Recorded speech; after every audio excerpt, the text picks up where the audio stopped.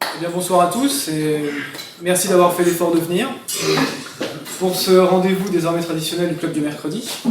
Ce soir, nous accueillons Baptiste Rapin, professeur de management à l'Université de Metz, habilité à diriger des recherches. Baptiste a publié, à ma connaissance, 7 livres à ce jour. Je citerai Heidegger et la question du management. Ainsi que Théologie de l'organisation, dont le 2e tome est à paraître prochainement.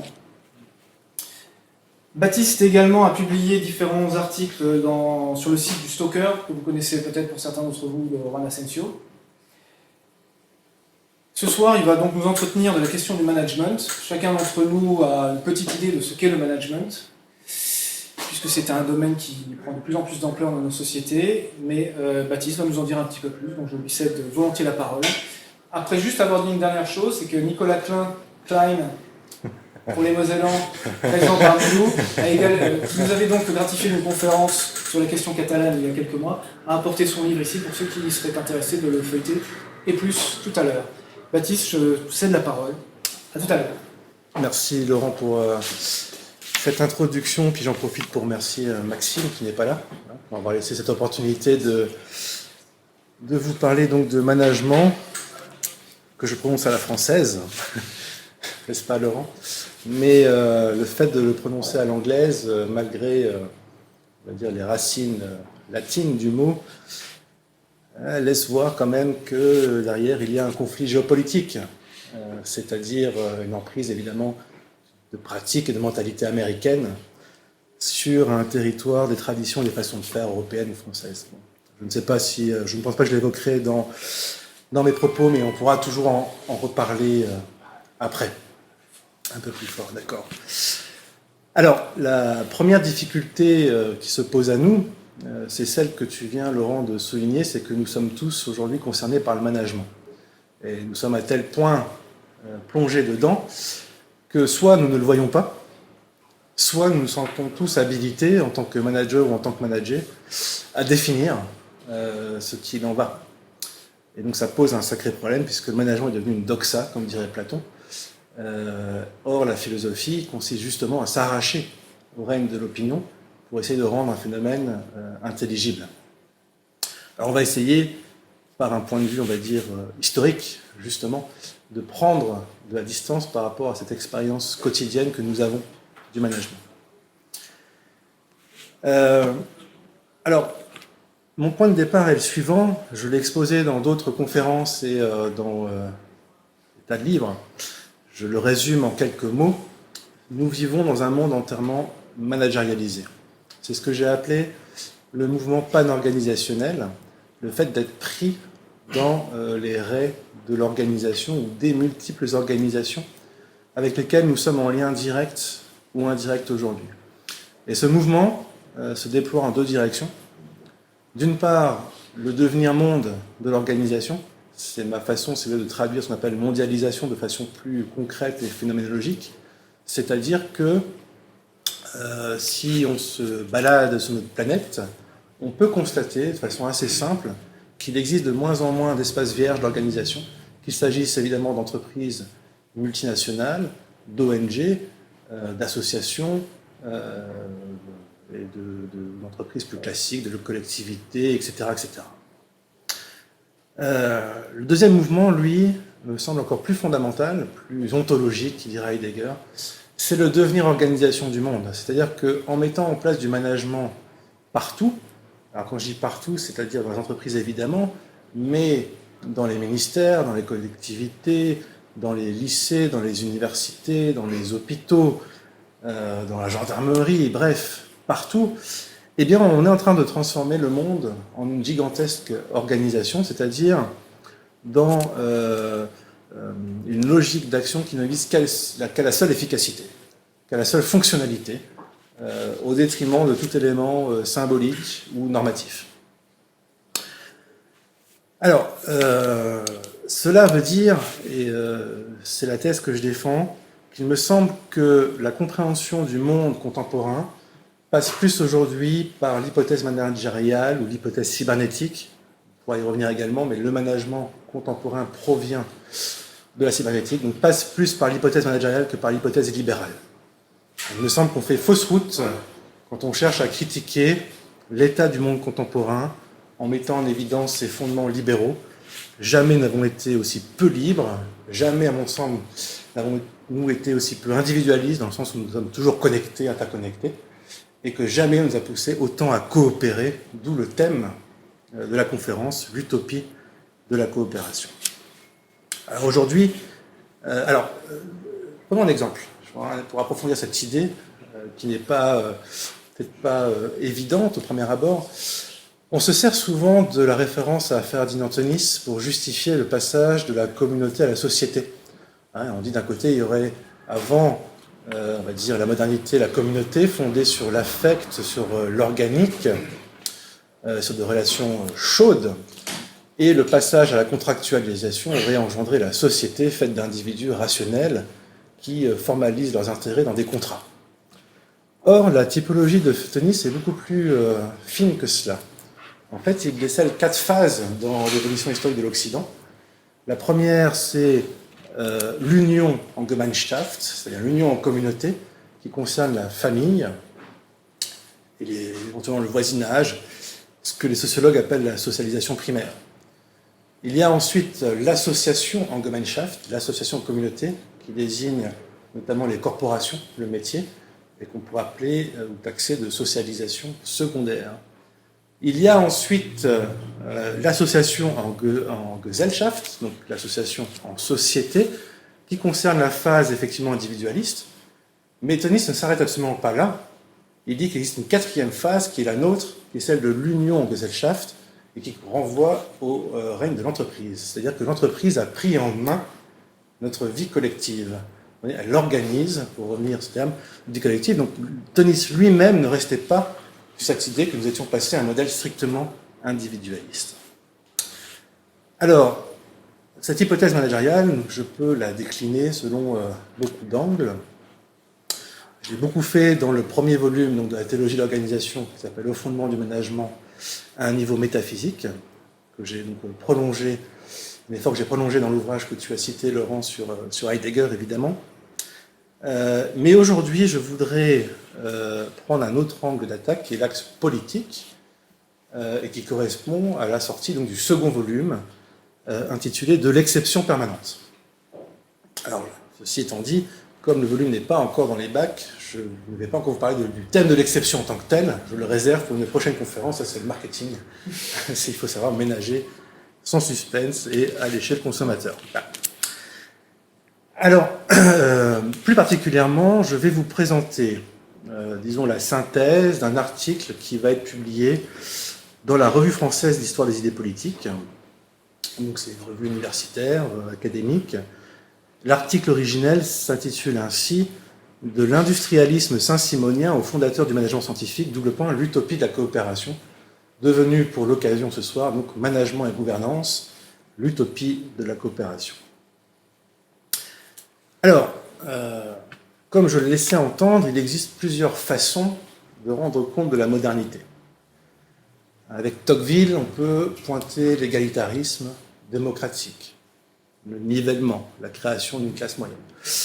Avec Auguste Comte, on peut suivre la loi des 3 états, qui mène de l'âge théologique à l'âge métaphysique, puis au stade scientifique ou positif. On peut, avec Marx et Max Weber, voir l'essor du capitalisme. Mais on peut également suivre une autre étiologie, c'est celle que je vais adopter aujourd'hui, en suivant ici Raymond Aron. Je cite Raymond Aron. Les anthropologues suggèrent qu'il y a eu 3 grandes révolutions technologiques. La première est à l'origine de l'espèce humaine lorsque celle-ci a appris à maîtriser le feu et les outils les plus simples. Elle se situe il y a plusieurs centaines de milliers d'années. Une seconde période s'ouvrit il y a quelques 10 000 années lorsque l'homme a appris à cultiver les plantes, à domestiquer les animaux. Ce fut l'origine des sociétés néolithiques, puis des civilisations. La 3e révolution technologique est celle au milieu de laquelle nous nous trouvons. Fin de citation. Donc cette révolution technologique, elle est connue évidemment sous le libelle de révolution industrielle. Ce n'est pas rien ce que dit Raymond Aron. Il est en train de dire que nous avons vécu il y a 2 siècles, et nous sommes encore dedans évidemment, la plus grande rupture anthropologique qu'on ait connue depuis 9000 ans avant Jésus-Christ. Nous sommes passés d'une société de paysans, pour le dire vite, et d'artisans, c'est-à-dire d'un rapport principalement fondé à l'espace, à une société ouvrière, d'ouvriers, de fabrication. Cela fait dire d'ailleurs à Jean Vioulac, qui est un philosophe contemporain assez connu depuis qu'il a obtenu, disons, le prix de l'Académie française pour la philosophie, le Grand Prix, qu'un homme français, un Français du XVIIIe siècle ressemble plus à un Romain, par exemple de l'Empire, qu'à un Français du XXe siècle. C'est une comparaison qui vous montre la profondeur de la rupture que nous avons vécue. Alors, si cette fois-ci je mets mon grain de sel, je dirais que toutes les références que nous avons utilisées, notamment en philosophie politique jusque-lors, et qui continuent à imprégner notre mentalité et nos raisonnements, sont devenues caduques. Par exemple, la souveraineté. La souveraineté est liée, chez tous ces théoriciens, à un territoire. Territoire, c'est une métaphore du champ, de l'agriculture. Si on quitte la société paysanne, on doit quitter les régimes souverains. Deuxième élément, le marché lui-même fait partie de ces métaphores du monde agricole. C'est au marché qu'on allait se rencontrer et vendre ses produits. Cette métaphore est également caduque dans une société industrielle. Et c'est pour ça que je ne crois pas que le libéralisme soit le fondement de notre société. Donc prendre acte de façon radicale cette révolution industrielle nécessite de revoir l'ensemble des catégories à travers lesquelles on pense le monde contemporain, et aussi à relativiser le 4.0, j'ai entendu tout à l'heure, qui n'est qu'une énième révolution, petite révolution, dans la grande révolution industrielle, dans le grand projet industrialiste que nous vivons depuis 2 siècles. Alors c'est de ce projet industrialiste dont je voudrais vous parler, non pas de l'histoire de la société industrielle, mais bien de l'industrialisme, c'est-à-dire du projet de cette société industrielle, en 5 points. Alors, le premier, justement, concerne ce projet. Quelle est sa nature? Alors il y a un personnage de la fin du 19e siècle, du 18e et du début du 19e siècle, qui a joué une importance absolument considérable dans l'avènement de ce projet, qui a une influence aussi bien philosophique que pratique, notamment sur la politique française, et qui pourtant est largement délaissé par les historiens des idées. Il s'agit de Saint-Simon, de Claude Henry de Saint-Simon, qui a eu toute une vie d'aventurier et d'homme d'affaires avant de devenir philosophe, mettons des guillemets à ce terme, entre 1802 et 1825, date de sa mort. D'ailleurs, on en parlera peut-être après, son testament philosophique s'appelle le Nouveau Christianisme. Et donc il y a évidemment des sous-bassements religieux très forts à l'industrialisme et au management. Mais la première influence que Saint-Simon reçut avant de rompre avec lui, fut celle de Jean-Baptiste Say, l'économiste français, auteur du catéchisme notamment de l'économie politique. Et donc Saint-Simon cite Jean-Baptiste Say. Sous toutes les formes de gouvernement, un État peut prospérer s'il est bien administré. Fin de citation. Donc la première vertu du politique, ce sera la bonne administration de l'État. Nous y reviendrons en conclusion. Mais voilà annoncé déjà il y a plus de 2 siècles tout le grand mouvement de managérialisation qui s'empare aujourd'hui de la fonction publique sous le nom de New Public Management. Autrement dit, toutes les discussions sur le meilleur régime sont oiseuses. Ce qui compte, c'est l'efficacité. Je cite Saint-Simon, « La production des choses utiles est le seul but raisonnable et positif. » Fin de citation. Donc que les sociétés peuvent se proposer de suivre. Et donc il faut, ça c'est Saint-Simon, c'est très intéressant, par voie de conséquence substituer l'ancien principe, respect à la propriété, respect au propriétaire, le nouveau mot d'ordre, respect à la production, respect au producteur. Donc finalement, que vous soyez coté en bourse sous forme de scope associatif, c'est indifférent. C'est pas la propriété qui compte, c'est le régime de production. Ce qui n'est pas sans faire penser d'ailleurs à ce qu'on appelle aujourd'hui l'école de la verte critique, la critique de la valeur, qui est une l'analyse très pertinente de la pensée de Marx. Alors, quel type d'homme habite cette société? Saint-Simon le décrit ainsi. Un industriel est un homme qui travaille à produire ou à mettre à la portée des différents membres de la société un ou plusieurs moyens matériels de satisfaire leurs besoins ou leurs goûts physiques. Ainsi, un cultivateur qui sème du blé, qui élève des volailles, des bestiaux, est un industriel. Un charron, un maréchal, un serrurier, un menuisier sont des industriels. Un fabricant de souliers, de chapeaux, de toiles, de draps, de cachemire est également un industriel. Un négociant, un roulier, un marin employés sur des vaisseaux marchands sont des industriels. Vous voyez que se crée ici une catégorie générique sous laquelle on va regrouper pratiquement l'ensemble des activités humaines à condition qu'elles soient utiles. Donc, sera appelé industriel tout homme utile, et plus généralement, je cite Saint-Simon, la société et l'ensemble des hommes livrés à des travaux utiles. Ce qui, si on tourne la phrase négativement et si on tire les conséquences, c'est-à-dire que tout homme inutile n'appartient pas à la société.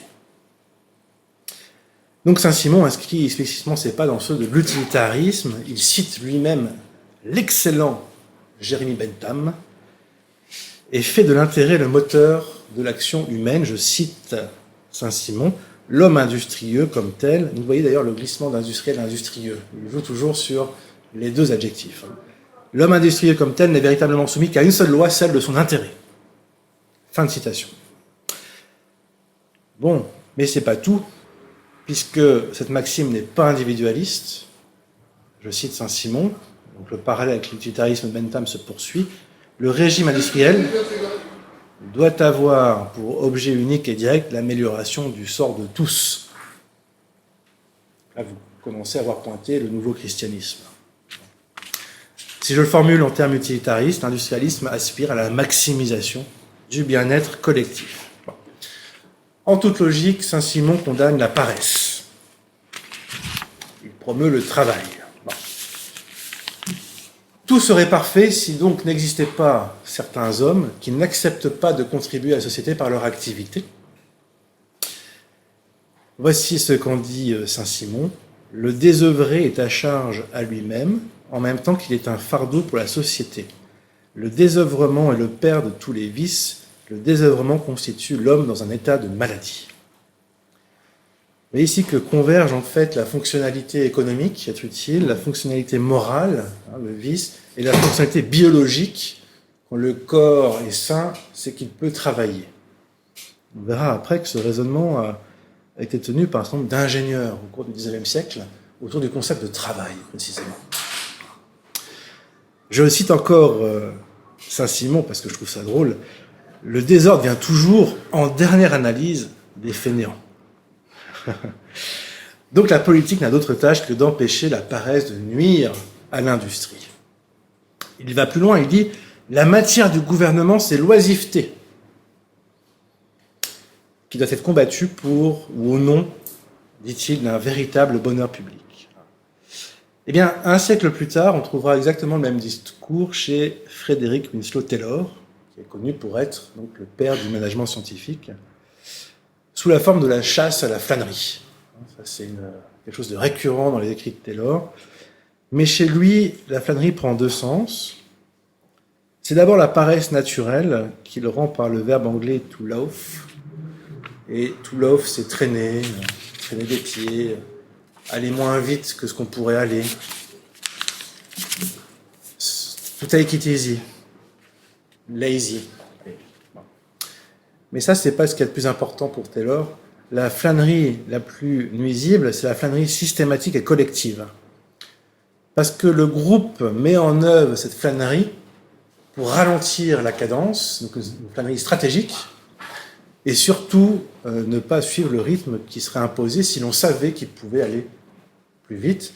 Et donc, dès que des recrues arrivent, des nouveaux ouvriers arrivent, immédiatement, ils sont mis au pas et on calme leurs ardeurs au travail. D'où la politique de Taylor, briser l'unité du groupe par la rémunération à la pièce, qui est une rémunération individuelle, afin de contrer cette flânerie collective. Alors, reste qu'au-delà de cette dimension anthropologique, l'industrie correspond à un projet politique dont la vocation est clairement chez Saint-Simon d'accomplir la Révolution française. Alors, pourquoi ? Je cite Saint-Simon, « La société présente aujourd'hui ce phénomène extraordinaire, une nation qui est essentiellement industrielle, mais dont le gouvernement est essentiellement féodal. » Ouais, attendez l'actualité de cette phrase. Donc, la finalité de l'industrialisme est bien de transformer, comme on le dit au rugby, transformer l'essai, transformer la Révolution française, et de faire passer la société de son stade théologique et féodal à un stade positif et scientifique. Je vous rappelle qu'Auguste Comte a été le secrétaire particulier de Saint-Simon, et que la loi des 3 États vient évidemment de Saint-Simon.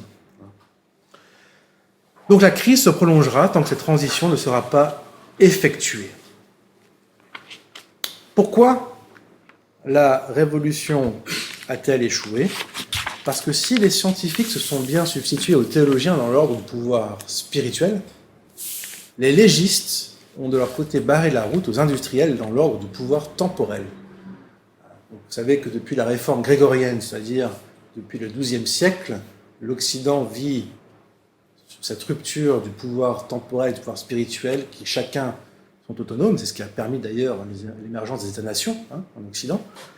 Et donc c'est cette dichotomie-là que reprend ici Saint-Simon. Donc la révolution a été accomplie dans l'ordre spirituel, les scientifiques ont bien pris le pouvoir sur les théologiens. En revanche, les légistes, c'est-à-dire ceux qui font les lois, eux sont restés aux commandes. Et effectivement, vu le nombre d'assemblées constituantes qu'il y a eu pendant la Révolution, ce sont bien les légistes qui ont fait la Révolution. Alors que ce sont les industriels qui devraient mener la barque. Voilà. Il y a une métaphore célèbre, une image célèbre qu'on trouve dans l'Organisateur. Regardez ce titre, l'Organisateur, déjà plus de 2 siècles, qui est celle-ci. Si la France venait à perdre ses 3000 savants et industriels, des physiciens en maçons en passant par les médecins, sans omettre les banquiers, etc., elle en sortirait bien amoindrie, alors que si elle perdait 30 000 métaphysiciens ou légistes, ça n'entraverait en rien le fonctionnement du pays. Les industriels irriguent le pays de leur production et de l'argent, comme le sang irrigue le corps humain. Saint-Simon était fortement, très fortement influencé par la biologie de son époque. Et d'ailleurs, tous les schémas de l'économie politique et du management viennent de la découverte de la circulation du sang en 1628 par Harvey. L'argent doit circuler dans la société comme le sang circule dans le corps. Alors à quoi ressemblerait une révolution industrialiste aboutie ? Je cite Saint-Simon. Les personnes qui ont lu avec quelque attention les premières pages du volume précédent savent pourquoi, dans notre langage, la société industrielle, l'industrie sont des mots exactement synonymes. Je répète, la société industrielle, l'industrie sont des mots exactement synonymes. Ils conviennent sans doute avec nous que tout homme qui produit utilement pour la société est par cela seul membre de la société. Vous pouvez avoir n'importe quel comportement, c'est d'être utile, d'être membre de la société. Que tout homme qui ne produit rien est pour cela seul hors de la société et ennemi de la société. Que tout ce qui gêne la production est mauvais, que tout ce qui la favorise est bon. Enfin, que les rapports industriels sont les seuls rapports positifs et appréciables, les seuls sur lesquels on puisse s'accorder, sur lesquels il est nécessaire de s'entendre. Fin de citation.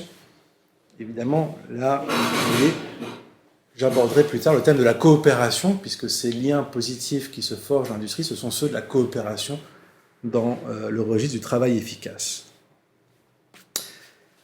Alors, j'aborde maintenant mon deuxième point, qui est le suivant, c'est qu'à révolution industrielle, à société industrielle, doit correspondre à un mode de gouvernement ingénierique. Que l'ingénierie va devenir la façon de gouverner les sociétés.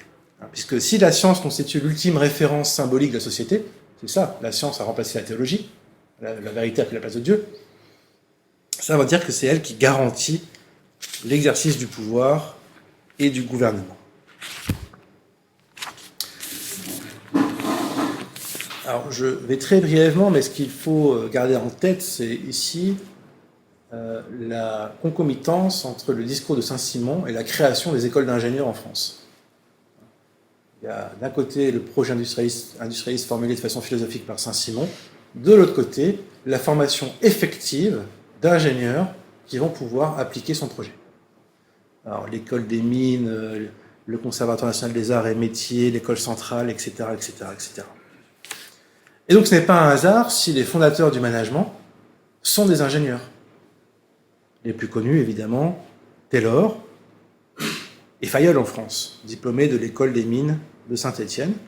Mais avant ces personnages, on va dire fin 19e, début 20e, on a déjà le cas exemplaire de Charles Babbage, inventeur d'une machine à calculer d'ailleurs, et auteur en 1831 d'un traité de l'économie des machines et des manufactures.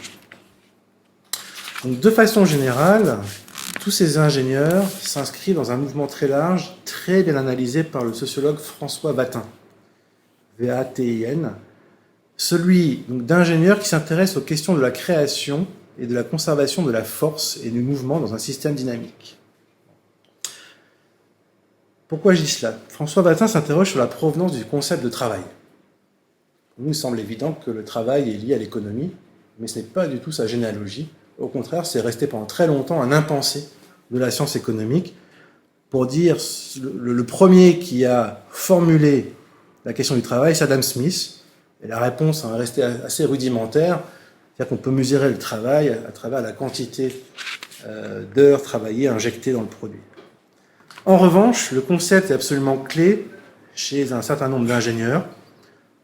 Coulomb, Navier, Coriolis, Poncelet, figure Messine d'ailleurs, historien, donc entre 1780 et 1830. Alors, François Vatin dit ceci: s'ils disposent d'un appareil conceptuel appartenant à la physique, leur questionnement est économique. Comment mesurer la production et la dépense des hommes et des machines?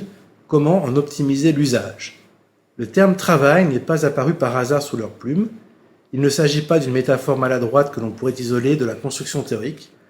Le choix de ce terme, qui ne s'est pas fait sans difficulté, apparaît au contraire comme la conclusion d'une longue élaboration conceptuelle de nature au moins autant économique que physique. Dans son mémoire sur la force des hommes, Coulomb s'emploie à déterminer les capacités de travail d'un homme, c'est-à-dire ce qu'il peut produire en échange d'une certaine fatigue, ou encore le rapport de l'effort fourni à l'effet produit, ce qui n'est rien d'autre qu'un calcul de rentabilité aujourd'hui, quand on est dans une entreprise. Le physicien cherche alors à optimiser le second en maintenant constant le premier, donc augmenter l'effet produit en maintenant constant l'effort, procédant de la sorte à un calcul de productivité.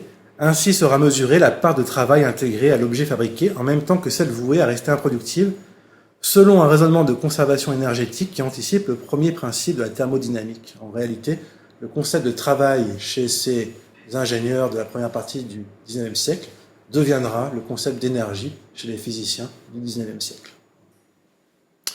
Alors on retrouve, je vais passer les mêmes raisonnements par exemple chez Navier, qui imagine une monnaie mécanique qui serait capable de comparer les différents effets produits par rapport à leurs efforts. Bref.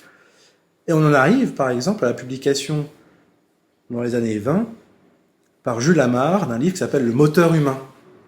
Et là, converge, vous voyez, cette pensée ingéniérique, où on applique les principes de la science à l'homme. Le moteur humain préfacé par Henri Lechatelier, qui est la personne qui a introduit le taylorisme en France. La boucle est bouclée. Alors, cela signifie qu'il faut contrôler les systèmes pour optimiser leur fonctionnement. Et c'est exactement ce que Taylor va faire dans ses principes du management scientifique. Il va penser toutes les formes de contrôle qui vont permettre de maximiser les mouvements ouvriers, donc l'énergie investie dans le travail, en rapport évidemment à ce qu'ils vont produire. Alors, quelles sont les formes de contrôle qu'il met en place? Eh bien, il va y avoir un contrôle de l'activité, c'est ce qu'on appelle l'organisation scientifique du travail. On repense les gestes en fonction du chronomètre, calcul élémentaire de vitesse chez Newton. Il va y avoir du contrôle organisationnel avec la séparation de la conception et de l'exécution, la supervision par les contremaîtres. Il va y avoir du contrôle budgétaire. Taylor, quand même, ça on l'oublie souvent, est l'un des inventeurs du calcul des coûts en entreprise. Et enfin, il va y avoir du contrôle anthropologique, c'est la chasse à la flânerie. Parce que la flânerie, c'est la dissipation de l'énergie à l'état pur. Ah oui, vous comprenez pourquoi. Non seulement parce qu'il est Quaker, on pourrait y revenir, donc c'est un vice moral, mais c'est parce qu'il est ingénieur. Et donc il cherche, selon le premier précepte de la thermodynamique, à contrôler cette énergie. Tout cela donne lieu, c'est mon troisième point, à la création d'une nouvelle utopie. L'utopie d'un gouvernement scientifique. Alors, je vais passer un certain nombre de développements sur le concept d'utopie pour simplement remarquer ceci. C'est que c'est un concept, à mon sens, qui n'est pas partagé, il est proprement moderne, en ce sens qu'il nécessite la projection sur le futur, et que le futur est une invention de la modernité. Mais qu'en plus, les utopies naissantes, notamment l'île de Thomas More, donc même renaissantes, relèvent de constructions mathématiques, géométriques extrêmement sophistiquées.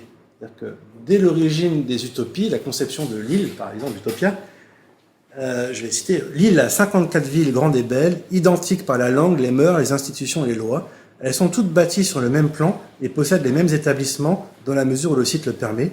La distance de l'une à l'autre est au minimum de 24 000. Elle n'est jamais si grande qu'elle ne puisse être franchie en une journée de marche, etc. etc. C'est-à-dire qu'il y a un ensemble de prescriptions mathématiques qui indiquent la façon dont l'utopie devrait être réalisée. Et où sera réalisée l'utopie industrielle, en tout cas sous sa forme géographique? Dans les usines, en fait. Les usines sont des bâtiments, les seuls bâtiments neufs, vierges de tout passé, qu'on va pouvoir penser de façon a priori selon les canons de la rationalité mathématique.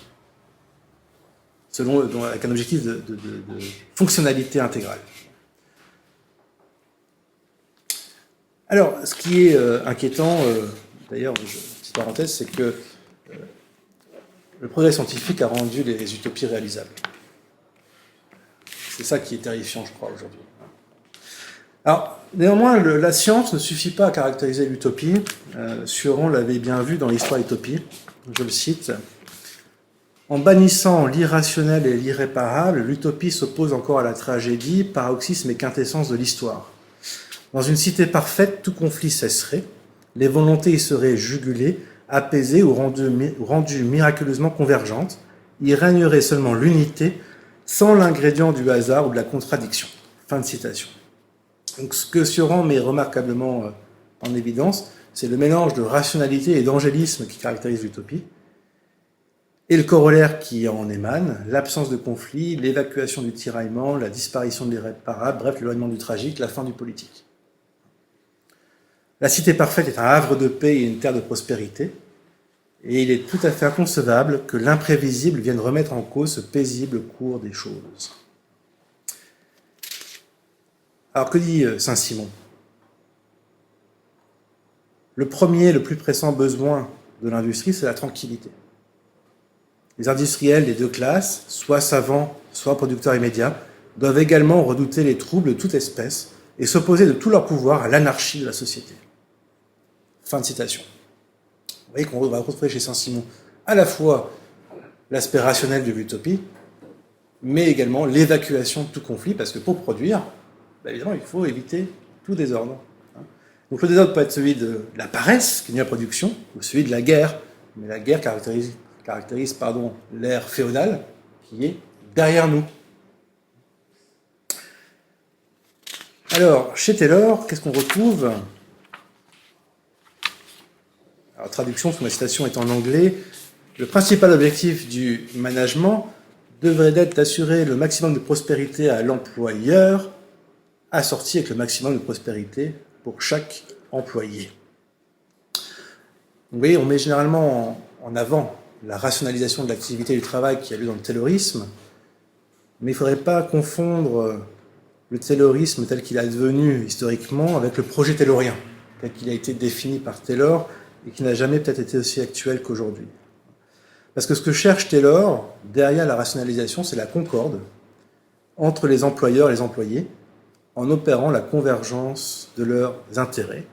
Je cite Taylor, « Le management scientifique a comme fondement ultime la ferme conviction que les vrais intérêts des deux, donc employeurs et employés, ne font qu'un. Autrement dit, c'est l'ignorance de l'intérêt de l'autre qui cause les conflits. » Ce qui me fait passer à mon quatrième point, c'est que le management est une utopie d'un gouvernement scientifique, mais c'est une utopie de la coopération. Je cite Saint-Simon, « Le système industriel est fondé sur le principe de l'égalité parfaite.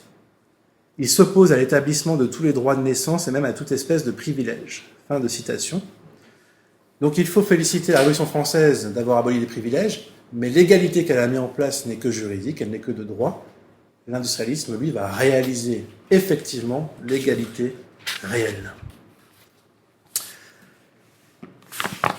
On peut mesurer d'ailleurs le passage de l'époque féodale à l'époque industrielle dans la citation suivante, dont les termes clés d'ailleurs sont mis en italique par Saint-Simon lui-même.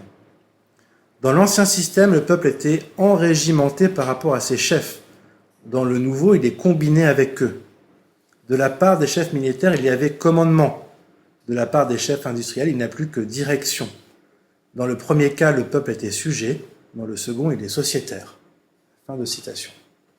Encore une fois, mesurer l'actualité de cette citation. Alors, une fois abandonnée l'époque féodale, la coopération pave la route donc à l'association. Je cite encore Saint-Simon.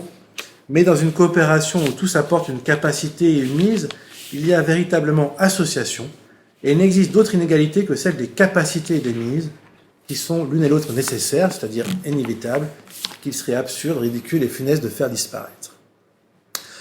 Donc l'industrialisme soutient que la communion dans le travail efface les différences sociales au nom d'une utilité jugée plus haute, ou mieux, au nom de l'utilité jugée comme horizon de réconciliation des intérêts. Et au fond, quelle que soit sa compétence, quelle que soit sa participation financière, quel que soit son apport technique, pécuniaire ou matériel, chaque travailleur concourt à part égale par sa bonne volonté et son dévouement à la cause commune, au projet productif collectif. Petite parenthèse, ce passage vous explique pourquoi Saint-Simon a été à l'origine des socialismes du XIXe siècle. On l'oublie très souvent, mais il est certainement le premier socialiste du XIXe siècle. Même si ce n'est pas lui qui a forgé les termes. Eh bien, parallèlement, s'il y a une formule qui résume les principes du management scientifique de Taylor, c'est la suivante. Harmony, not discord. Cooperation, not individualism. De la coopération, de l'harmonie, pas de discorde. De la coopération, pas d'individualisme. Donc, en tant qu'utopie, le taylorisme s'oppose tout d'abord à toutes les formes de discorde, de mésentente et de lutte. Il y a une critique, évidemment, du marxisme, qui fonde sa vision du monde et son action politique sur la lutte des classes. Et on ne s'étonnera donc pas de l'absence des syndicats dans la pensée de Taylor. C'est pour une bonne raison. Non. Je cite par exemple Taylor, voilà. L'avènement du management scientifique signifiera, pour l'employeur et les ouvriers qui l'élimineront, l'élimination de toutes les causes de disputes et de désaccords entre eux. Pas plus clair. Donc, loin d'être, si vous voulez, un rationalisme très froid, le projet de Taylor est un projet de coopération. Il utilise même, c'est très marrant parce que moi qui suis effectivement confronté à des managers quotidiennement, pratiquement quotidiennement, je n'entends parler que de managers de proximité, et c'est exactement l'expression qu'utilise Taylor en disant que les relations entre l'employeur et l'employé doivent être proches. Close relationship, dit lui-même, management de proximité. Alors, par ailleurs, le management scientifique s'oppose à l'individualisme. Il s'oppose à la lutte, mais il s'oppose à l'individualisme, c'est-à-dire à toute doctrine qui prend l'individu, ses choix, ses préférences, ses intérêts, comme fondement de l'agir. Il combat l'homo economicus, c'est-à-dire cette figure abstraite et fictive qu'ont créé les économistes dits néoclassiques à la fin du XIXe siècle, et qui n'agit qu'en fonction de son utilité marginale. Mais il combat également le sujet état de droit, bourgeois, qui individuellement va mettre son bulletin dans l'urne. C'est également de l'individualisme politique. Donc le management n'est pas de l'ordre de la démocratie libérale.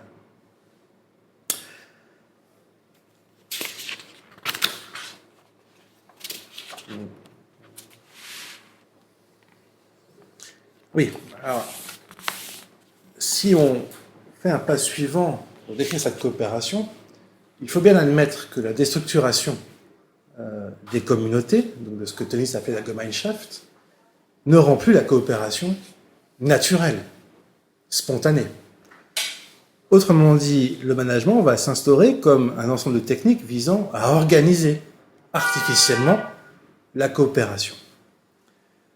Si je le dis autrement, il va falloir transformer des paysans en ouvriers. Et apprendre à ces ouvriers qui ont été, déracinés, à coopérer avec des gens qu'ils ne connaissent pas. Et dans cette coopération, à être efficace. Alors, c'est pour ça que Taylor dit il y a un autre type d'investigation scientifique qui a été reporté plusieurs fois, mais qui devrait recevoir une attention spéciale, c'est l'étude précise des motifs qui influencent l'action humaine. Donc Taylor, en tant qu'ingénieur, est en train de préparer la voie à ce qu'on appelle la psychologie industrielle, c'est-à-dire à l'étude psychologique du travail. Et celle-ci sera menée par ce qu'on appelle l'école des relations humaines et le personnage notamment d'Elton Mayo, qui est un des classiques du management. D'ailleurs, Elton Mayo s'inscrit dans la droite lignée de ce projet. Il dit « La coopération effective est le problème auquel nous sommes confrontés dans cette première partie du XXe siècle. » Le problème de la coopération. Il met en évidence un décalage entre le progrès industriel et le progrès des sciences humaines. C'est-à-dire que nous n'avons pas acquis les compétences sociales pour gérer les avancées industrielles, et c'est la faute aux sciences humaines qui n'ont pas suivi ce mouvement de progrès. Et telle est l'origine des conflits armés. Il dit ceci, la collaboration dans une société industrielle ne peut pas être laissée au hasard. Une telle négligence ne peut conduire qu'à, alors c'est marrant, à la disruption et à la catastrophe, parce que disruption c'est le mot à la mode évidemment dans le milieu des startups, dans les entités politiques et industrielles. Donc l'industrie a brisé les cadres traditionnels, il revient aux ingénieurs et aux psychologues du travail de reprendre en main le processus de coopération. Et là, Mayo a un coup de génie, à mon sens, un coup de génie. Il va s'abreuver aux sources de l'anthropologie. Il va lire les anthropologues, il va lire la description que les anthropologues font des sociétés traditionnelles pour essayer de comprendre ce qui fait que la collaboration marche de façon naturelle dans ces sociétés. Et donc il va analyser les références partagées, les rituels, les symboles, pour en conclure la chose suivante. On ne peut pas revenir en arrière, ce qui est fait est fait. En revanche, on peut utiliser comme arme, si vous voulez, comme technique de façonnage de la coopération, tout ce qui faisait tenir ensemble les sociétés traditionnelles. Alors, si je décale ça d'un demi-siècle, ça donne de la culture d'entreprise. Ouais, ça donne de la culture d'entreprise. Culture étant le concept par excellence qu'utilisent et que manient les anthropologues. Donc, il n'est pas souhaitable, il n'est pas possible de remonter dans le temps, mais la coopération se forge d'abord à travers les relations humaines, le partage de références communes, la communion dans les normes collectives, dans des croyances communautaires. Et c'est précisément ce que Mayo appellera l'effet de groupe. Mayo a compris qu'on devait organiser le travail non pas selon l'individu, mais selon les groupes, pour recréer plus facilement de la coopération. Et du coup, on assiste à une mutation, c'est que l'anthropologie à partir de Mayo n'est plus une science descriptive, mais elle devient la science normative et prescriptive de comment on doit gouverner les sociétés modernes. Il y a un peu l'ironie de l'histoire, hein. On a quitté les formes traditionnelles et communautaires, mais on se sert de notre connaissance de sociétés traditionnelles pour organiser la coopération dans les sociétés modernes.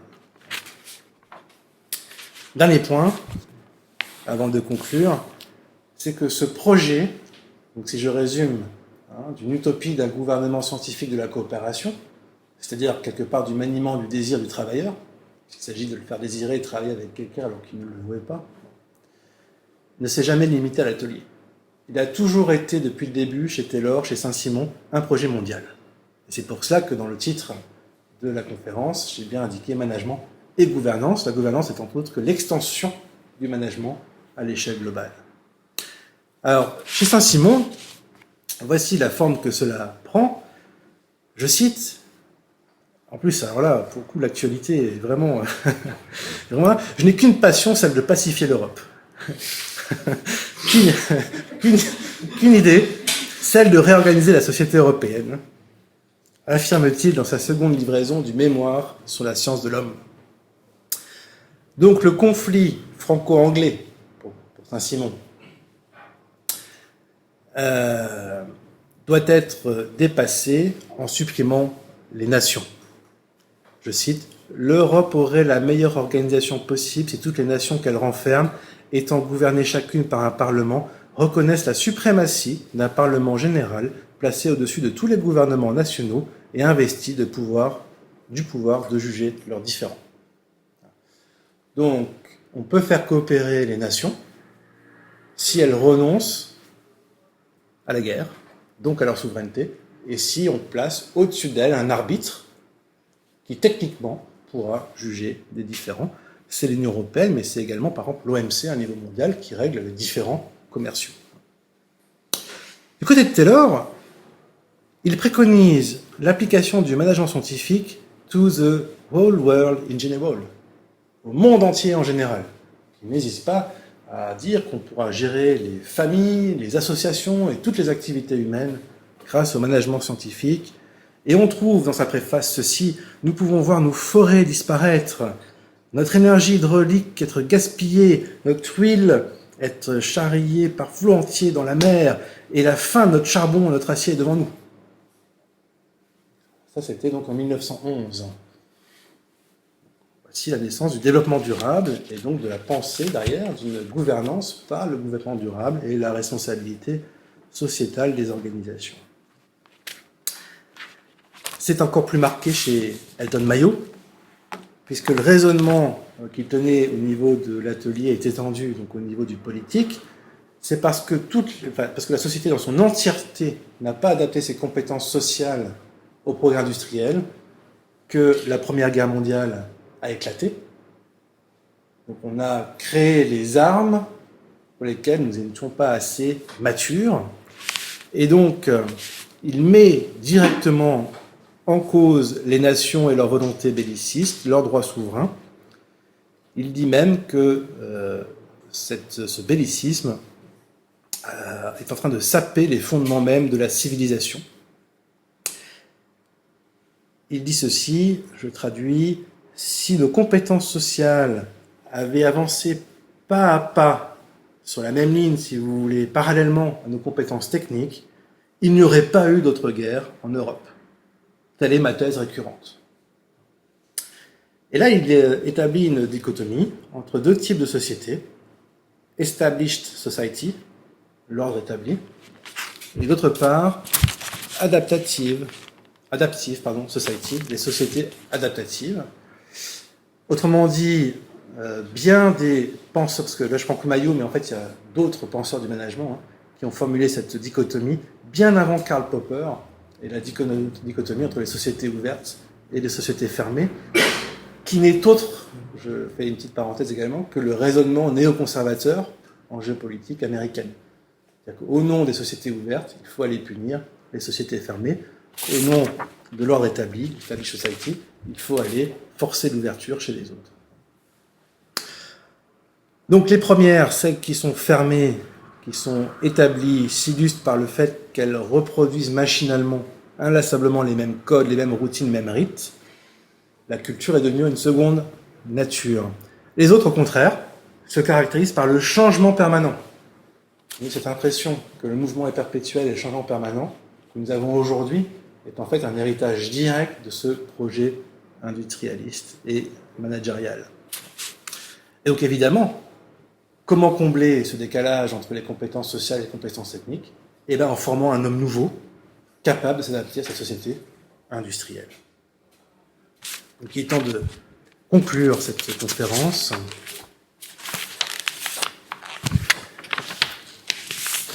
Pour Saint-Simon, je cite, la première capacité politique est la capacité en administration. Fin de citation. Donc il faut donc se débarrasser des légistes, des hommes politiques qui sont prisonniers de leur abstraction, des débats oiseux, et ils doivent céder la place aux industriels qui, eux, savent être efficaces. Donc, ce que préconise Saint-Simon, qui aujourd'hui manifestement est appliqué dans le gouvernement actuel, c'est un pantouflage inversé. C'est-à-dire que plutôt que de créer des ponts entre la fonction publique et l'entreprise, on les crée entre l'entreprise et la fonction publique. C'est-à-dire que les futurs administrateurs doivent avoir une première expérience industrielle, parce que c'est là qu'on se forge les armes de la performance. Je cite Saint-Simon. « La France est devenue une grande manufacture et la nation française un grand atelier. Startup Nation. » Paroxysme donc de l'éviction du politique au sein même de l'État, il propose au roi l'idée d'une constitution industrielle. Le gouvernement n'a d'autre fonction que d'être utile, c'est-à-dire de se faire lui-même industriel. Tout argent dépensé doit être productif. Productif, d'ailleurs, j'insiste quand même, c'est vrai que je ne l'ai pas signalé, non pas en tant qu'il doit générer de l'argent, mais en tant qu'il doit être efficace, étant donné n'importe quelle finalité.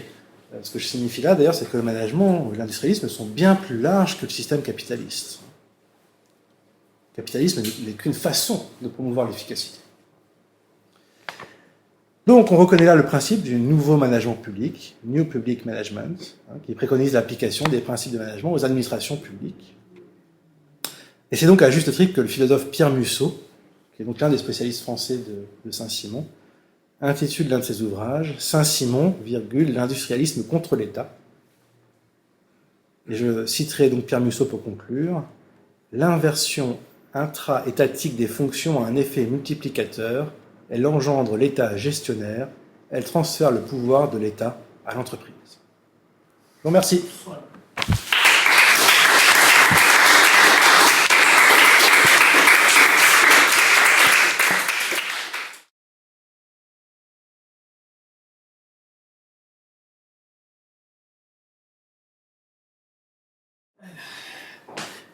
Merci Baptiste Rapin. Cette conférence qui était non seulement très riche mais glaçante, même si elle n'a certainement aucun point commun avec les événements ayant lieu à l'heure actuelle.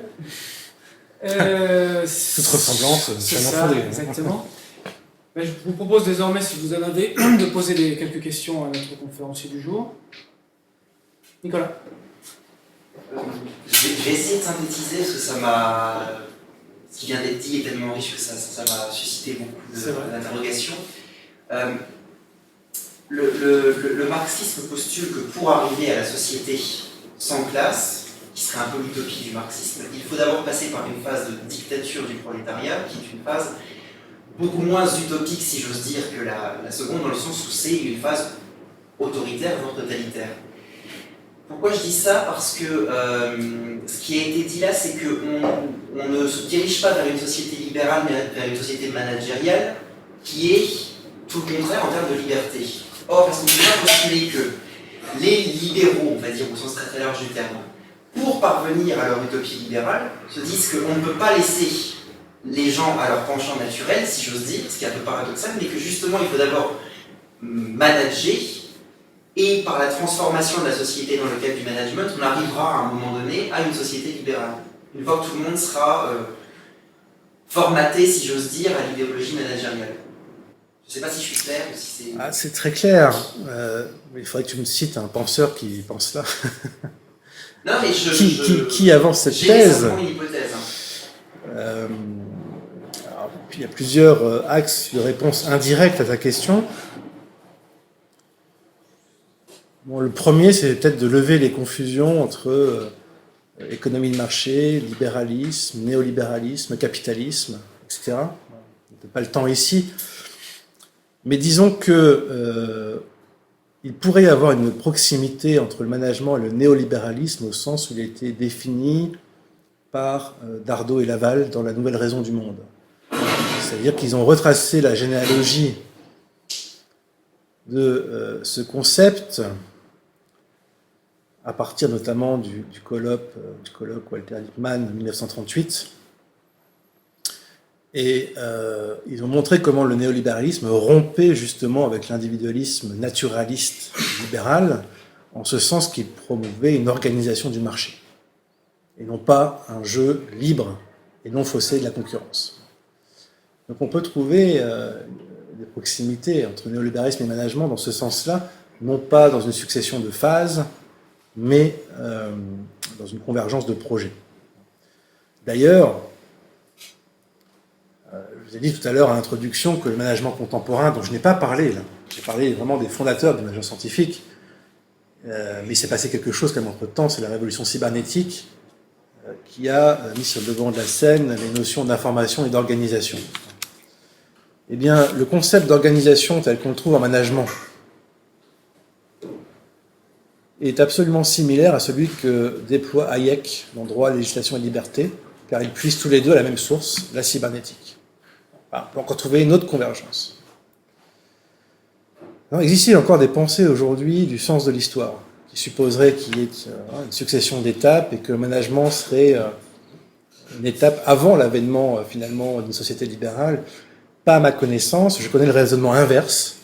Il a été tenu par James Burnham en 1941, dans un livre qui était traduit en français par l'ère des organisateurs, assorti d'une préface de Léon Blum. C'est-à-dire qu'on est beaucoup plus proche dans le management du socialisme, effectivement, mais c'est très particulier dans le sens constructiviste du terme, que du libéralisme, mais dont le titre initial était The Managerial Revolution. La révolution managériale.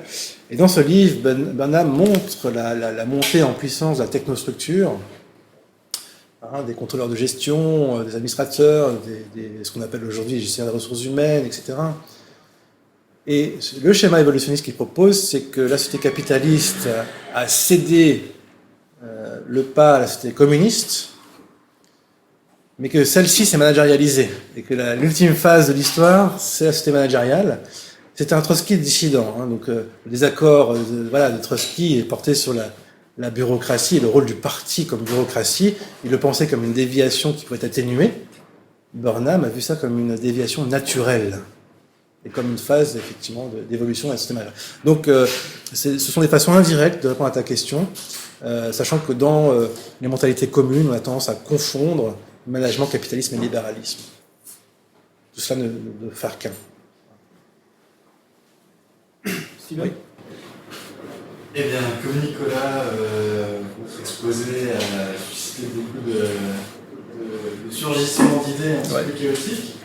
Déjà, je voudrais vous remercier parce que je pense que votre tâche n'est pas aisée, parce que le mot management a quelque chose d'aride pour les gens qui ne sont pas investis dans la chose. Et malgré tout, alors moi-même, je parle un peu de mon parcours parce que j'ai fait des études de droit.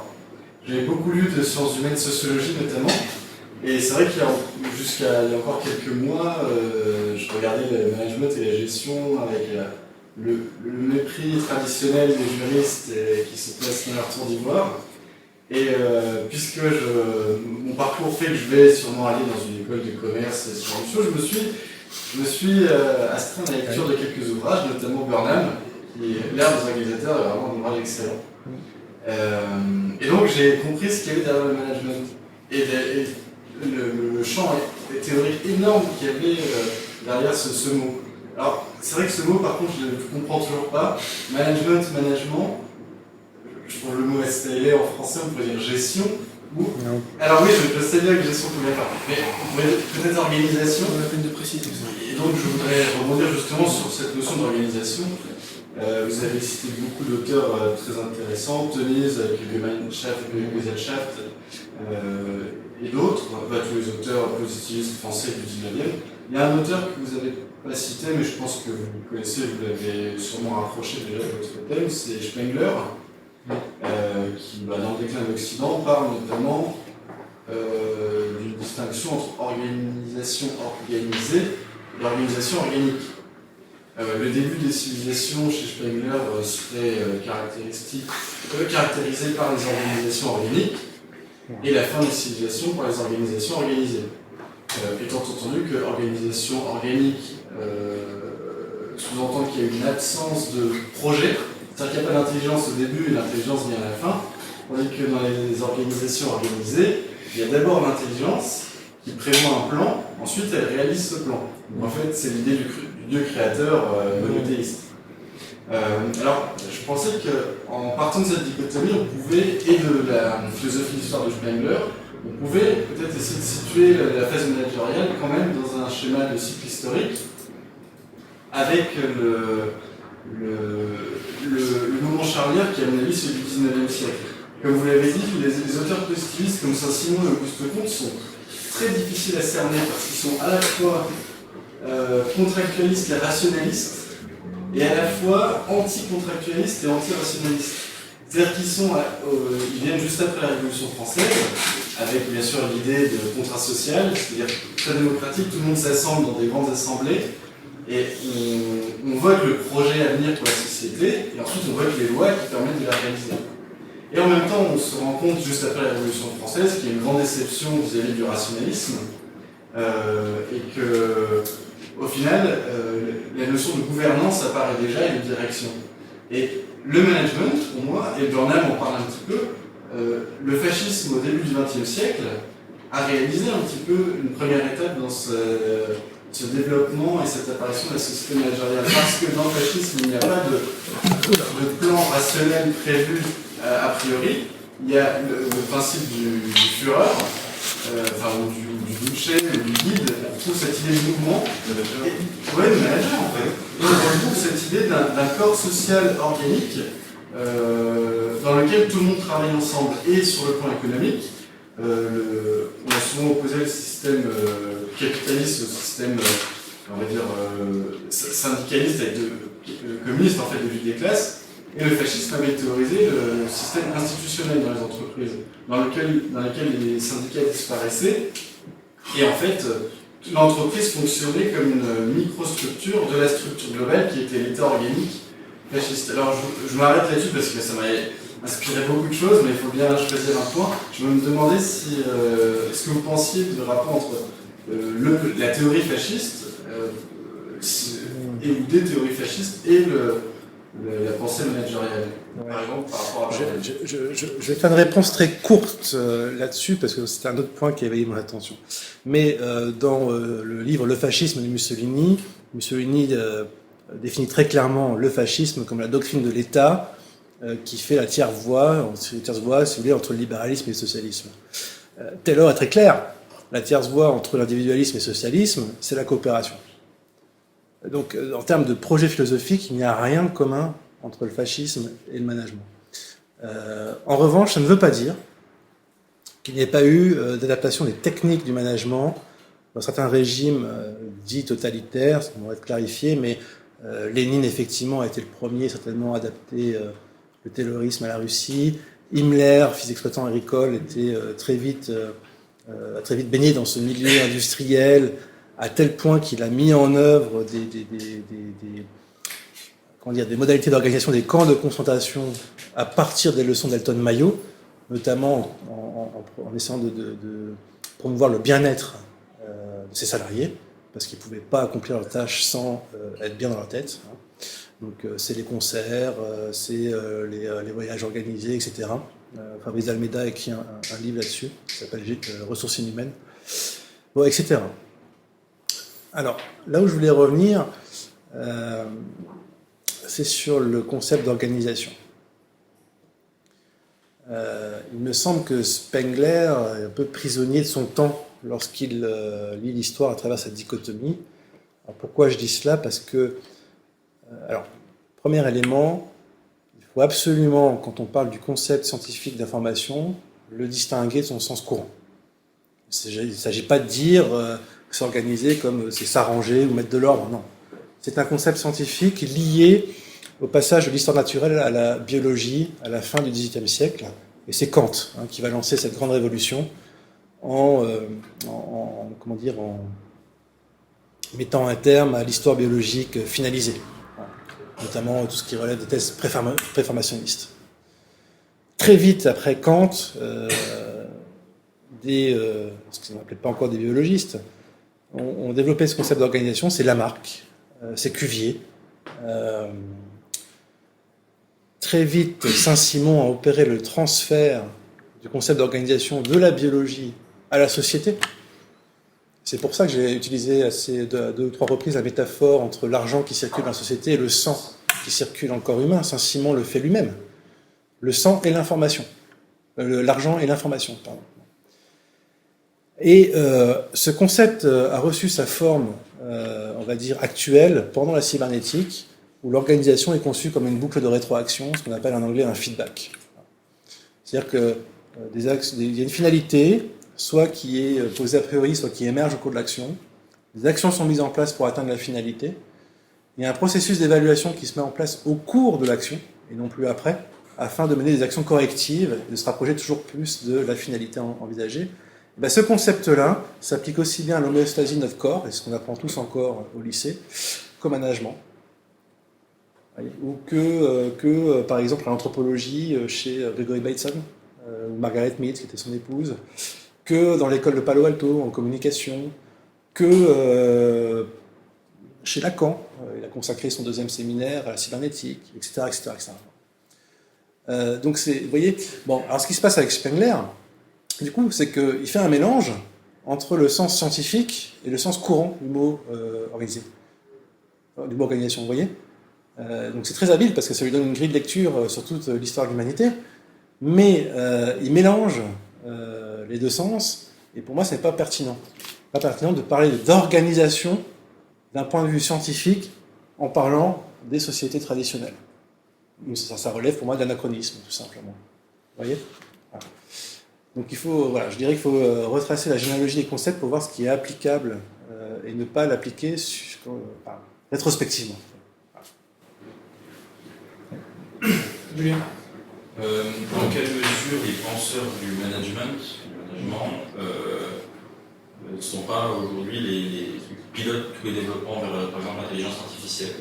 Je vois comment fonctionnent les intelligences artificielles, c'est exactement ça, quoi. Ça se corrige en cours de route, ça apprend. En fait, cette boucle de rétroaction dont je vous parle est en réalité non pas une organisation, mais une information organisée, pour être tout à fait précis. C'est-à-dire que dans les 4 étapes que j'ai citées, la finalité est une information transmise, l'action de l'énergie dépensée, l'évaluation de la conversion d'énergie en information, et la correction, une nouvelle conversion d'information en énergie. Vous voyez ? Or, bah oui, c'est très simple, si vous voulez, si je vous donne un objectif à atteindre, si je vous transmets une information, vous allez faire une action, moi là je vais vous évaluer, mais pour ça j'ai mes critères d'évaluation, c'est que je transforme votre action en évaluation, etc. Bon, vous voyez ? Donc il y a un va-et-vient permanent entre les deux.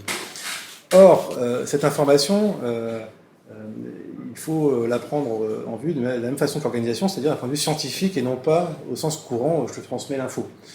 L'information scientifique provient de la révolution de l'algèbre de Boole, puis de la logique moderne, et c'est fondé sur donc une logique binaire, un codage binaire. En tout cas, c'est le logarithme 2 qui est le plus efficace parmi les différents logarithmes. Et donc, ce qu'il y a derrière le management, c'est la prétention à modéliser l'action humaine dans un langage univoque. Alors, on n'arrivera certainement pas à aller dans le binaire avec l'être humain, mais en tout cas à fixer le langage humain dans un langage univoque. Wiener, qui est donc l'un des grands initiateurs de la cybernétique, a étudié 2 ans à Cambridge sous Russell. Donc ça vous donne l'affiliation avec la philosophie analytique. Et donc, encore une fois, une philosophie d'inspiration américaine. Donc, en fait, le modèle de base du management en intelligence artificielle est le même. Et de ce point de vue-là, il y a un personnage qui réalise la liaison, c'est Herbert Simon. Herbert Simon, qui a été prix de la Banque de Suède d'économie pour ses travaux sur la rationalité limitée, mais qui a été également le père du comportement administratif et organisationnel, donc le management, et évidemment a ouvert avec Newell, son collègue, le grand colloque de Dartmouth en 1956 sur les sciences cognitives et l'intelligence artificielle. Donc vous voyez, c'est pas qu'il y ait un personnage qui soit au centre de ces 3 disciplines, et tout sauf un hasard en fait. Donc ça vient de la même matrice qui est la matrice cybernétique. Oui. Vous avez beaucoup parlé de Saint-Simon, est-ce que vous pouvez dire quelques mots sur la synergie? Pas comme ça, non, j'arriverai pas. Désolé. J'ai lu des choses, mais je ne serais pas assez compétent pour...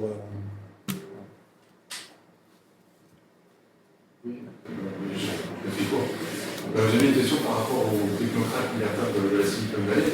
Pardon, oui. Je me suis arrêté à technocrate. Donc, on sait que Heidegger, vous voyez, dans la fin de la métaphysique occidentale, paradoxalement par un temps de transcendance, et on sait que théoricien sociologique pratique un petit peu d'Heidegger, à gauche, en tout cas, était Jacques Ellul, il voyait dans la micro-informatique une façon pour l'homme occidental de renouer avec la contemplation et la foi contemplative du Christ chrétien en l'occurrence. J'avais une question par rapport justement à la Silicon Valley. Il s'avérerait que récemment, une entreprise qui a été une start-up du nom de Pluralistic Networks a été fondée par un ancien ministre de Fernando, de ALND, qui est Fernando Flores, et qui est mentor aussi de Larry Page et de conseiller justement des GAFAM, qui avait piloté le projet CyberSyn, Oui. qui consistait Oui. dans les recherches opérationnelles sur une modification en ordinateur, Oui, avec Stafford Beer.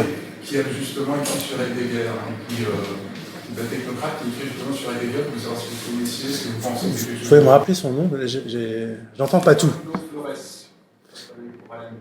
Alors ça, je le savais, mais alors qu'il ait écrit sur Heidegger, c'est une découverte. C'est une découverte. Non, je ne le savais pas. Je ne le savais pas. Oui, parce qu'il y a un livre qui s'appelle effectivement... il s'appelle Cybernetic Revolutionaries, qui est sur le projet CyberSyn, effectivement, au Chili, sous la houlette de Stafford Beer, qui était l'un des grands théoriciens du management dans les années 50 et 60. Donc, mais ça, je ne savais pas que... Bon, je vais regarder ça. Si vous avez des références, vous venez me les donner après la conférence. Dans le cadre des révolutions anthropologiques dont vous parliez, où est-ce que vous situez ce qu'on appelle la révolution numérique, justement, et le transhumanisme? Est-ce que c'est une émanation de la révolution industrielle ou est-ce que c'est une quatrième révolution anthropologique selon vous? Non, c'est pas une quatrième. Pour moi, il y a une révolution industrielle avec un grand R, qui est l'industrialisme. Nous sommes toujours portés par cette vision du monde. Et à l'intérieur de cette nouvelle ère, on va dire, technologique, effectivement, il y a eu plusieurs ruptures ou innovations technologiques. La naissance du digital, du numérique, etc., c'est la cybernétique. C'est extrêmement simple. En définissant l'être par l'information, je reviens avec ma casquette heideggerienne, en disant que l'information, finalement, est le nouveau Ipek Emenon, le nouveau substrat du monde, eh bien, on évacue la question du corps, et donc on rend possible la transmission, si vous voulez, de l'être en dehors de toute référence à la chair, d'où le transhumanisme, d'où la téléportation, qui est une hypothèse qu'envisage Wiener dès 1948. C'est qu'un problème technique, puisque ce qu'il s'agit de transmettre dans la téléportation, c'est l'information.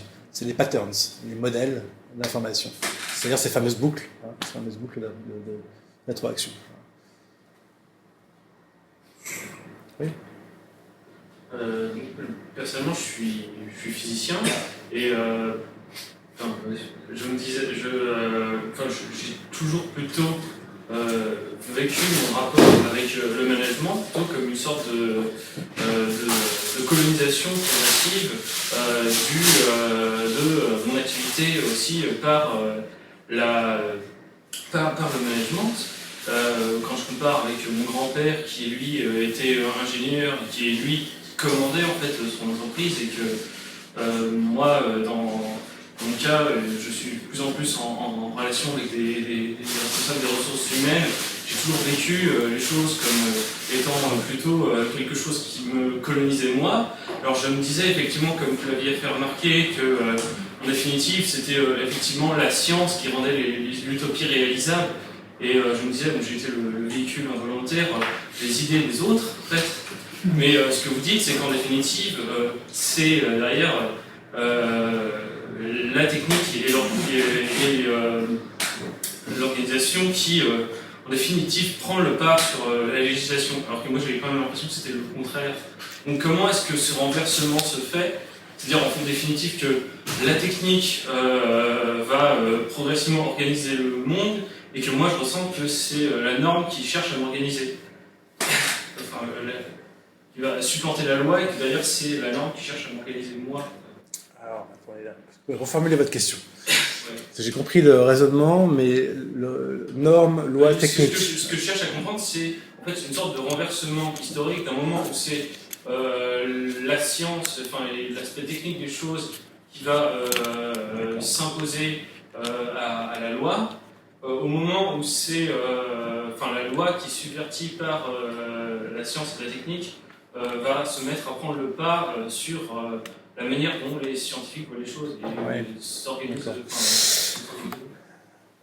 Alors, le premier élément de réponse, c'est que, à mon sens, la science moderne a toujours été technoscience, c'est-à-dire que depuis Bacon, Descartes, ce sont les sciences utiles qui ont été, qui ont porté plus de valeur que les autres. Autrement dit, la science comme activité de contemplation et non pas de transformation du monde est une idée antique ou médiévale. Je pense qu'elle est absente depuis, dans le projet en tout cas intellectuel, elle est absente de la modernité. Après, il y a le temps de la concrétisation effective des projets. C'est-à-dire que du jour au lendemain, on ne peut pas balayer des structures anthropologiques, historiques qui sont là. Mais, deuxième point, vous opposez technique, normes et lois. Mais regardez le nombre de processus de management qui ont été légalisés. Entretien d'évaluation, par exemple. Autrement dit, il faut se servir des rouages juridiques pour imposer un ordre managérial. Regardez, par exemple, la suppression de la loi et la promotion des négociations pour favoriser des relations duelles non plus ternaires. Ce qui aboutit forcément à décrédibiliser la figure symbolique de l'État. Donc on peut se servir de la loi pour promouvoir la technique et le management. Et le troisième point, et là on rentre sur le fond donc, de mon livre qui va paraître, ma thèse c'est que aujourd'hui l'exception régit le monde plus que la norme. Je pense que nous avons quitté les mondes normatifs pour une nouvelle temporalité, une temporalité aléatoire et discontinue qui relève de l'exception, y compris dans la prolifération des normes. C'est-à-dire que la norme pouvait avoir son efficace lorsqu'elle était, évidemment légitimée par un appareil symbolique, mais lorsqu'elle ne proliférait pas. Il y a tellement de normes et elles arrivent tellement vite que même les normes, alors même que étymologiquement ce sont des équerres qui devraient être stables, elles-mêmes se vivent sur la modalité de l'exception, si vous voulez. Voilà. D'où cette idée du gouvernement de l'exception permanente. Oui, Julien, vas-y. Oui, alors Jean-Michel ? Dans le but de rapprocher un peu les concepts que vous utilisez de ceux dont moi je me sers couramment, j'aurais deux questions peut-être extrêmement naïves à poser.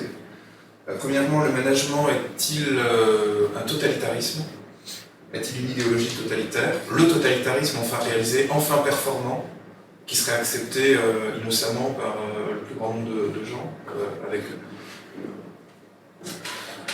volontairement. Et deuxièmement, le management est-il l'idéologie de la domination anglo-saxonne sur le monde ? Le cheval de Troie de la domination anglo-saxonne sur le monde.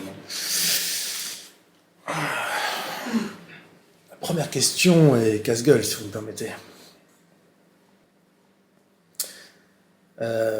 Il y a, dans la prétention du management à régir l'ensemble de la planète et à mettre fin à l'histoire, quelque chose qui est de l'ordre de la totalité, indéniablement. Dans ces multiples boucles de rétroaction qui donc agissent aujourd'hui aussi bien dans le big data, les algorithmes, que dans le management, ces boucles de rétroaction se meuvent sur un plan strictement horizontal, celui de la fonctionnalité. Elle-même, du coup, ne supporte pas d'extériorité. Là aussi, il y a une prétention à la totalité. Alors la question qui suit, c'est qu'est-ce qui pourrait justifier le passage de la totalité au totalitarisme ? Ce sont deux choses qui ne sont pas encore assimilables. Quelques éléments qui pourraient, en tout cas, sous-tendre cette hypothèse. La disparition évidente du libre arbitre et de la responsabilité individuelle. 2, et ça c'est quelque chose qui était déjà signalé par Hannah Arendt dans son analyse du totalitarisme, la disparition de la frontière entre vie privée et vie publique, qui n'est que le corollaire de la fin du politique, vu à l'envers. 3, également souligné par Arendt, elle dit ça très bien, c'est que dans les régimes totalitaires, les mouvements ont supplanté les partis. Or, précisément, si je détourne un peu cette pensée, mais c'est que les boucles de rétroaction sont des mouvements permanents. Nous sommes toujours en mouvement, en marche, si vous voulez. Elle était facile, mais bon. Bon, ça nécessiterait honnêtement beaucoup, parce que ce concept de totalitarisme, comme vous le savez, a été aussi remis en question dans sa prétention à expliquer tant de régimes différents. Donc ça nécessiterait certainement beaucoup plus de temps. Le management exerce une coercition. Alors justement, non. Je voulais aborder ça dans la formulation de votre deuxième question, qui est de l'ordre de la domination. C'est que le management procède par contrôle et non plus par domination ou coercition. Ce qui n'est pas du tout la même chose. Et c'est en cela qu'il me semble que les principaux critiques, je dirais, gauchistes de la société, qui peuvent être très intelligents, mais restent attachés à ce cadre de la domination et ne voient pas le passage qui se fait de la domination vers le contrôle ou encore l'évaluation. Je placerai ces deux mots comme synonymes. Et précisément, pourquoi on appelle une boucle de rétroaction ou feedback en anglais également une boucle d'asservissement ou encore un cerveau-mécanisme? Parce que toute action est automatiquement reconduite à la finalité par le mécanisme de contrôle. Et c'est pour cela qu'on définit le management ou le contrôle de gestion comme l'orientation des comportements. Moi, je parle de gouvernement du désir. Lordon parle de l'alignement des désirs. Excellent, Frédéric Lordon. Capitalisme, désir et servitude. L'alignement des désirs. C'est pas une dictature soft, c'est une acceptation du contrôle. C'est une acceptation. C'est une acceptation du contrôle. C'est même je sais pas. Ça, je ne sais pas. Je ne sais pas. Je ne sais pas si c'est acceptation. En tout cas, si vous voulez, ça fait maintenant plus d'un siècle qu'on produit un ensemble de connaissances scientifiques destinées à gouverner scientifiquement le désir des individus en vue de les faire collaborer efficacement. Et je peux vous dire qu'on a rempli des tas de revues et des tas de bouquins. Ces connaissances sont expérimentées avec des méthodes scientifiques. C'est-à-dire qu'il y a toute une colonie d'enseignants-chercheurs comme moi, en école de commerce ou en institut d'administration d'entreprise en France, qui ne travaillent qu'à ça et qui forment, je vais même le répéter parce que le chiffre fait peur lui également, 18,4% des étudiants en France et dans le monde occidental. Donc on forme 1/5 de notre jeunesse à manipuler le désir des autres.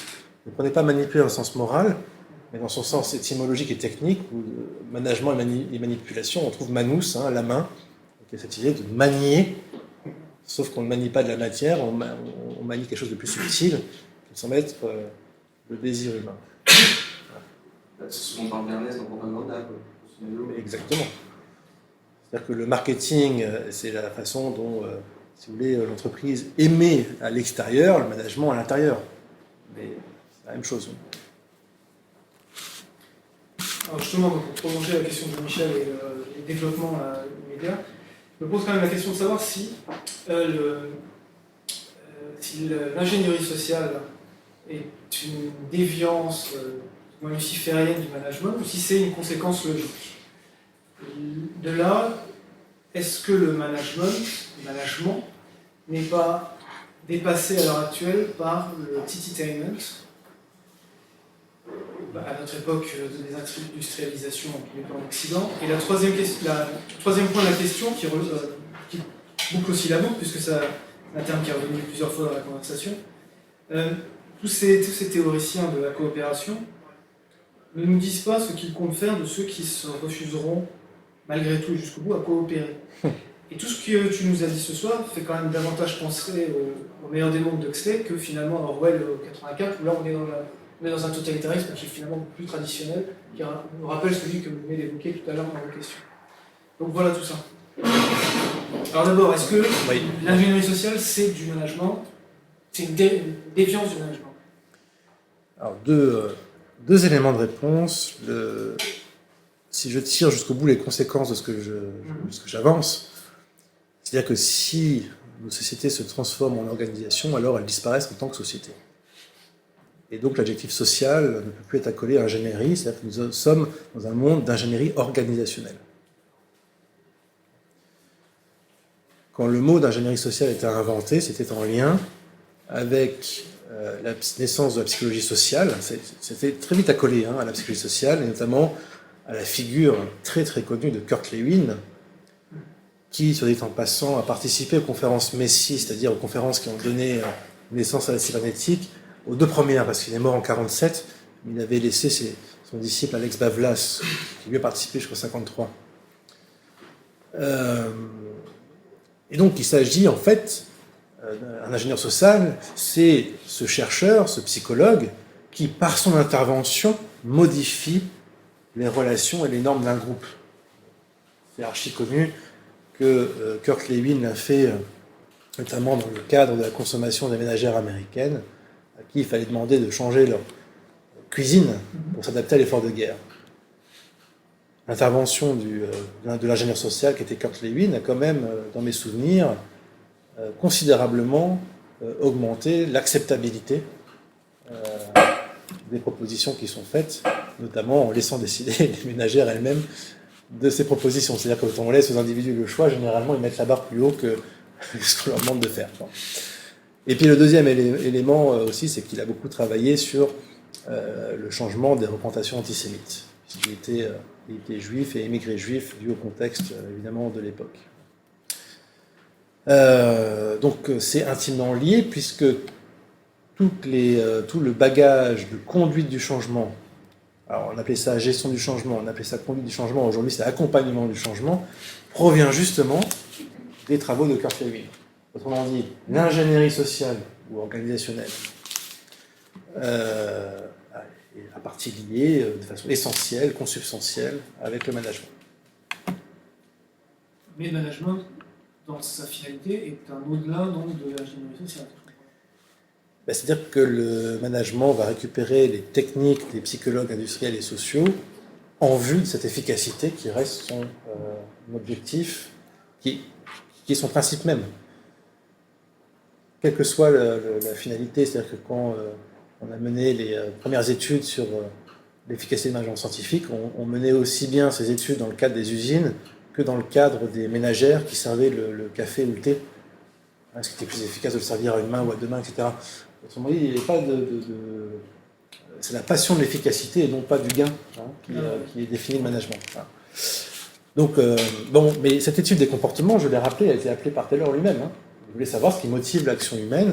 Ce qu'il n'avait pas perçu, en revanche, c'est qu'il valait mieux agir sur le groupe que sur l'individu. Mais par rapport au fameux réticent dont je parlais. Alors. Est-ce que la prison est conçue également comme un lieu de management? Alors, qui sont ces... comment tu les as appelés? Oui, voilà, les réfractaires, les rebelles, les insoumis, les insurgés. Alors non, tout ça, non, c'est parce que pourquoi c'est un vocabulaire qui est beaucoup trop politique. C'est Günther Anders là qui a l'expression, je trouve, absolument juste. Unadaptable fellows, les types inadaptables. Les types inadaptables, les types non fonctionnels, quoi. Et bien ceux-là, il faut les faire rentrer dans la boucle de rétroaction. Donc il faut les former, il faut les accompagner. Tout le discours actuel sur l'accompagnement, c'est bien récupérer les types inadaptables pour les insérer d'une façon ou d'une autre dans le système, parce qu'on croit, mais c'est une utopie. L'utopie se heurte forcément à la réalité, mais on croit pouvoir convertir ces types inadaptables en main-d'œuvre fonctionnelle, en cerveau utile, en main-d'œuvre utile. C'est aussi bien le panopticon que les écrits d'Huxley, les frères Huxley. Alors le panopticon, oui, sauf que aujourd'hui on est beaucoup plus dans l'autocontrôle que dans la surveillance. C'est vrai, je n'ai pas dit ça tout à l'heure, mais aujourd'hui on est pas l'open space, typiquement.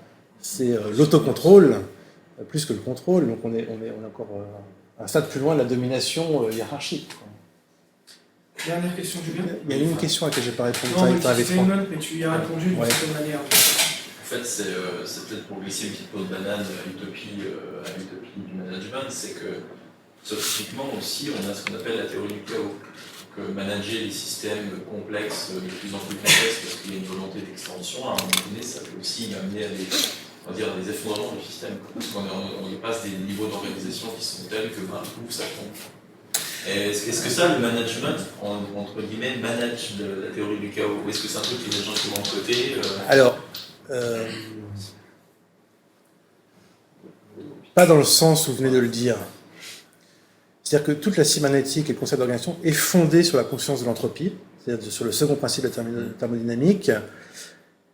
Si manager, c'est gouverner par l'exception permanente, ça veut dire que manager consiste à créer et à entretenir la crise de façon permanente.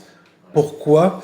Parce que l'organisation, c'est précisément, comme le disent les cybernéticiens, l'îlot qui résiste à l'entropie. Mais cet îlot est une exception dans le courant général qu'est l'entropie, sachant que l'entropie est un équilibre thermique. L'entropie est un équilibre thermique, celui du zéro absolu, alors que l'organisation est un déséquilibre. L'organisation est un déséquilibre permanent. Donc il faut créer du déséquilibre et entretenir le déséquilibre. Vous voyez ? Donc on se rapproche aussi du gouvernement par le chaos, évidemment. Mais là, vous avez mis le doigt sur quelque chose, c'est-à-dire que la conviction fondamentale des cybernéticiens, c'est le caractère fractal de l'organisation, c'est-à-dire cette croyance qu'on peut reproduire le même mécanisme à tous les niveaux de la réalité. Or, ça ne marche pas, il y a des propriétés qui sont bien heureusement attachées à chaque niveau de réalité qu'on ne peut pas reproduire. Et ça, c'est certainement le point limite, à mon sens, c'est là-dessus que le management va choper. Ah bah alors, Yoann, et après on fermera. Je suis exténué là. Alors, c'est vrai que je ne connais pas grand-chose en cybernétique, mais j'avais vu un documentaire qui s'appelle Blastnet sur Arte. Voyage en cybernétique. Voyage en cybernétique, et qui parlait de l'influence de Adorno et du concept de personnalité autoritaire sur la cybernétique. Et vous avez brièvement évoqué le concept de l'homme nouveau. Est-ce que ce concept de l'homme nouveau qui détricoterait finalement la personnalité fasciste qui est en chacun est au service uniquement de l'utilité, ou est-ce qu'elle a aussi une finalité propre qui dépasse finalement juste le concept d'utilité et d'efficacité? Vous pouvez juste répéter la dernière question? J'ai loupé le début. En fait, il y a l'homme nouveau qui est voulu finalement par la cybernétique, qui est basé finalement sur le détricotage, ce qui est expliqué dans le documentaire, en tout cas d'après ce que j'ai compris, de la personnalité autoritaire définie par Adorno.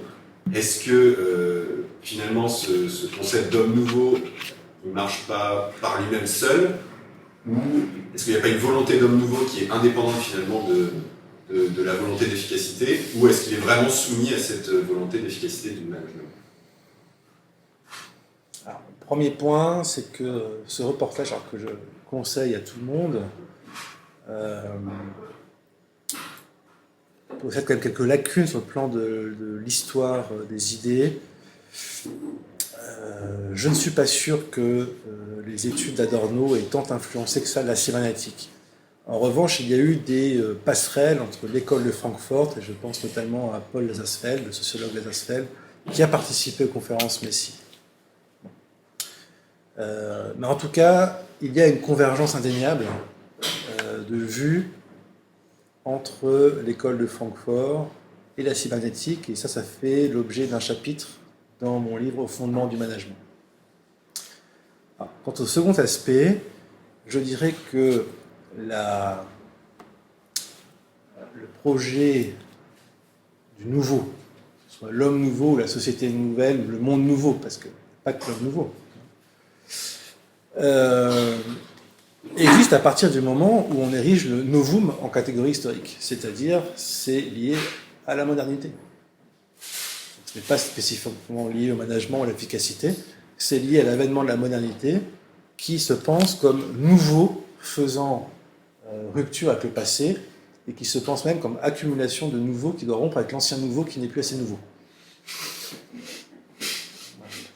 Ce qui est le schéma sur lequel on vit encore aujourd'hui, à un rythme encore plus emballé.